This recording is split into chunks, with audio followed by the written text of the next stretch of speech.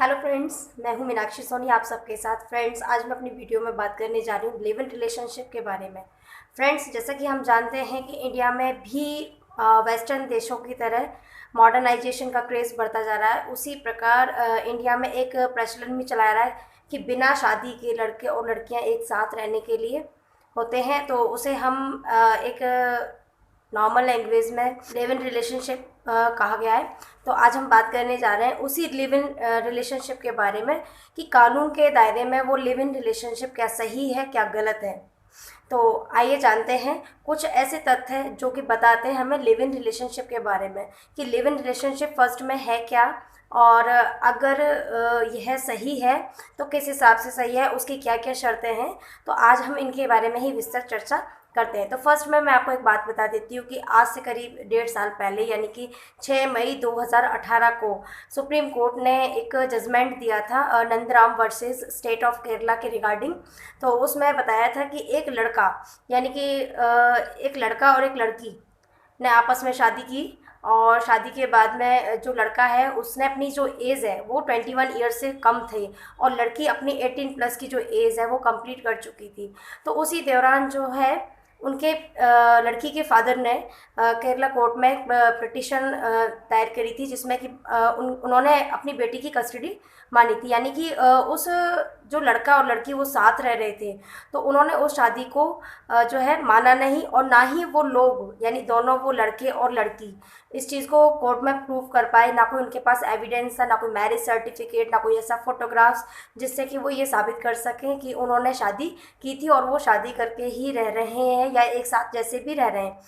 तो उस लड़की के फादर की पिटीशन के दौरान केरला हाई कोर्ट ने जो है उस लड़की की जो कस्टडी है वो उनके पिता के लिए सौंप दी थी, और आगे फिर लड़के की जो एज थी वो 21 ईयर कंप्लीट नहीं थी। तो उसके बाद में उस लड़के ने सुप्रीम कोर्ट को इस केस को चैलेंज करते हुए जो है अपनी बात वहाँ रखी, और ऑनरेबल सुप्रीम कोर्ट ने ये आदेश दिया जो उनका डिसीज़न रहा था।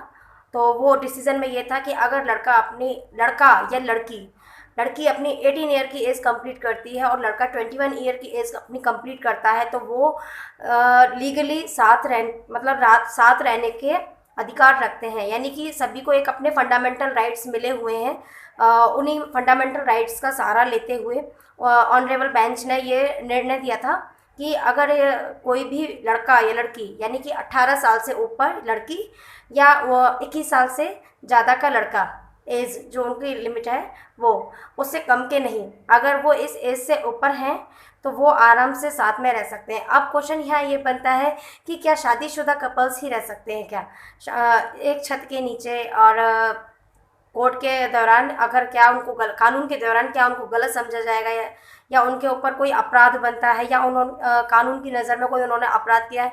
तो ऐसा बिल्कुल नहीं है, क्योंकि कोर्ट ने बिल्कुल स्पष्ट रूप में कहा है कि 18 साल यानी एक एडल्ट्री जो अपनी एज होती है उसको कंप्लीट करने के बाद में एक लड़का और एक लड़की अपने स्वयं के डिसीज़न खुद ले सकते हैं, और उनको अधिकार है कि वो अपनी मर्जी से किसी के भी साथ में रह सकते हैं। हालांकि लिव इन रिलेशनशिप को हमारे समाज में एक अच्छा दर्जा नहीं दिया गया है। लोगों की मानसिकता कहीं हद तक वही है कि ये ठीक नहीं है, गलत है, और समाज में एक अच्छी नज़र से इसको नहीं देखा जाता। परंतु कानून की दृष्टि में इसको कोई भी गलत नहीं माना गया है। इसके तहत अगर कोई भी लड़का या लड़की जो कि अपनी उम्र 18 और 21 वर्ष यानी लड़की की उम्र 18 और लड़के की उम्र 21 वर्ष पूरी कर चुके हैं, तो वो आपसी सहमति से एक छत के नीचे पति पत्नी की तरह रह सकते हैं। लिव इन रिलेशनशिप जो है इसको जो है वुमेन प्रोटेक्शन एक्ट जो है 2005 उससे उसे रिकॉग्नाइज़ किया गया है। और सबसे इम्पोर्टेंट ये है कि इसमें लड़का और लड़की एक दूसरे के साथ में पति पत्नी की तरह ही रहते हैं। अब ये बात आती है कि इन केस अगर उनके बच्चा हो जाता है तो उस कंडीशन में क्या होगा। तो इस कंडीशन में ये होगा कि अगर उनका बेबी होता है तो उसको वही अधिकार प्राप्त होते हैं जो कि एक लीगल हस्बैंड वाइफ के लिए अधिकार होते हैं। उनके बच्चे के लिए जो अधिकार होते हैं वही राइट्स लिव इन रिलेशनशिप वाले हस्बैंड वाइफ कह सकते हैं हम, उनके लिए होते हैं।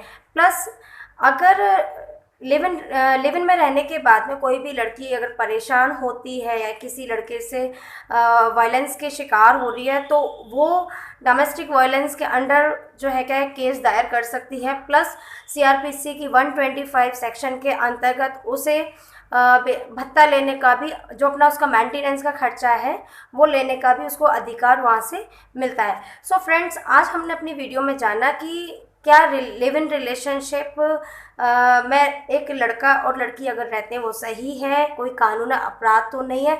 तो मैं यही कहूँगी, मैंने जैसे स्टार्टिंग में आपको बताया कि यह कोई कानूनन अपराध नहीं है। आप अपने स्वयं की इच्छा के मालिक हैं, और अगर आप अपने साथ में, आप किसी के भी साथ में स्वयं की मर्जी से, खुद की इच्छा से, डिज़ायर से रहना चाहते हैं, तो आप बेहिचक रह सकते हैं, बशर्ते आपका जो एज का लिमिट है वो बिल्कुल सटीक होना चाहिए। यानी कि जो कि लड़की 18 साल से कम है या कोई भी लड़का 21 साल से कम है, तो वो लिव इन रिलेशनशिप में ना रह सकते। तो फ्रेंड्स, लास्ट में मैं वापस से कहना चाहूँगी कि जो लड़के जो लड़कियां एक साथ रहने के लिए सोच रहे हैं तो वो बिल्कुल नहीं घबराएं। और मे बी कई क्रिटिकल कंडीशंस ऐसी होती हैं कि कोर्ट्स के द्वारा उनको प्रोटेक्शन भी मुहैया कराना पड़ता है लिव इन रिलेशनशिप के दौरान, क्योंकि कई सारे पेरेंट्स जो होते हैं कई बार इनके फेवर नहीं कर पाते हैं, तो उनको कोर्ट की तरफ से सुरक्षा भी प्रदान की जाती है। So thank you. I hope कि मेरे द्वारा दी गई जानकारी आपको समझ में आई होगी।